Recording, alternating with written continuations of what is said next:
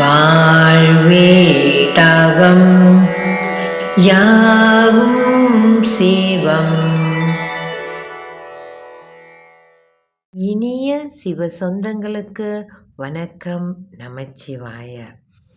வேலியில் போகிற ஓனாவை உள்ளுக்கு தூக்கி போட்டு குத்துது குடையுதுன்னு சொன்னால் என்ன அர்த்தம்னு சொல்லி அடிக்கடி எங்கள் வீட்டில் சொல்லிகிட்டே இருப்பாங்க. இதுக்கு எப்படி அர்த்தம் கொள்றதுன்னா, பிரச்சனைகள் வந்துட்டு பல நேரங்களில் பார்த்தோம்னா அது நம்மள்தாவே இருக்காது. அவன் இப்படி பண்ணிட்டான், இவன் இந்த மாதிரி செய்யலை, இது இப்படி நடக்கலை, இது எல்லாத்துக்குமே நம்மளா பொறுப்பு? யோசிச்சு பாருங்க. இன்றைக்கி வந்துட்டு இந்த விஷயம் நடக்கலைன்னு சொல்கிறோம். ஏன் நடக்கலை? நம்ம கூப்பிட்ருப்போம், வந்து சரி செய்யறதுக்கு அவனுக்கு நேரம் இல்லை. அப்போது சரி, அவன் வந்து பண்ண போகிறான், அது வரைக்கும் நம்ம பொறுமையாக காத்திருக்கலாம்ல. அதை விட்டுட்டு உடனே அதுக்கு ஒரு புலம்பல். பாரேன், நான் கூப்பிட்டுட்டேன், அவன் வரலை, இது இப்படி இருக்குது அப்படி இருக்குது. அந்த நேரத்தில் அதை சந்தித்து பொறுமையாக நின்று அதை ஜெயிக்கிறது தான் நம்மளோட வேலை. அதை விட்டுட்டு உடனே ஏதோ ஒரு சிந்தனைக்குள்ளார போய் இப்படி இருக்குது அப்படி இருக்குது. இந்த மாதிரி நம்ம பேச தொடங்கிறதுக்கு முன்னாடி நம்ம இதை சிந்திக்கிறோம் இல்லையா, அங்கேயே நம்ம மன அமைதி உடஞ்சி போகுது. எப்படி அமைதியாக இருக்க முடியும்?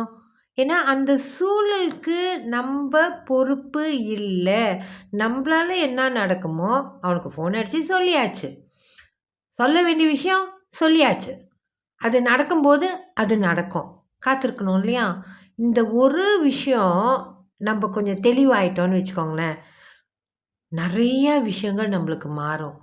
நேற்று ஒரு தோழியுடன் பேசிகிட்டு இருக்கும்போது நான் சொன்னேங்க, பாருங்கள், எல்லாமே நமக்குள்ளாரையே தான் நடந்துக்கிட்டே இருக்கு. ஏன் அவன் இப்படி இருக்கான், இவன் இப்படி பண்ணிட்டான், அவன் அது இந்த சூழல், இது எல்லாத்தையுமே காரணம் காட்டாமல் நம்மோட பார்வை கண்ணோட்டம் எப்படி இருக்குன்னு நம்ம திரும்பி பார்க்கணும். நம்ம அதை இந்த இடத்துல தான் இந்த நிஜமும் பொய்யோன்றது ரொம்ப முக்கியம். எது நிஜம்? இந்த வேலை தாமதம் ஆகுது, இது மட்டும்தான் நிஜம். அதுக்கு பிறகு நம்ம பண்ணுறது எல்லாமே அதிகம். இது இப்படி நடக்கலை, அப்படி நடந்திருக்கலாமே. அது சில நேரத்தில் கேட்கும்போது ரொம்ப ரொம்ப சிரிப்பாக இருக்கும்.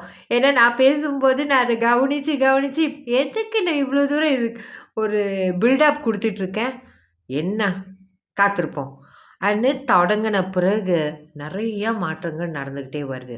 அதனால் வேலியில் இருக்கிற ஓனா வேலியிலேயே இருக்கட்டும். ஒவ்வொரு விஷயத்தையுமே எது நிஜம், எது உண்மையாக நடந்திருக்கு, அதுக்கு நம்ம என்ன பண்ணணும், அதோடு நம்ம முடிச்சுக்கிட்டோம்னா நம்மளோட அமைதி கெடாது. எதனாலனா, நம்மோடு இருக்கும் ஈசன் நம்மளை தொடர்ந்து வழி நடத்தி கொண்டே இருக்கின்றார். நன்றி. நமச்சிவாய.